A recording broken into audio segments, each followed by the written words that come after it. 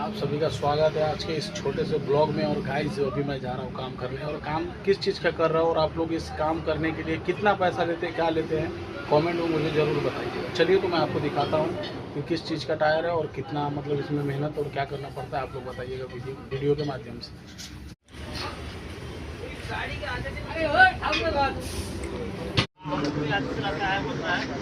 एक तरह का सिर्फ खोलने का 150 बोले तो मशीन का अलग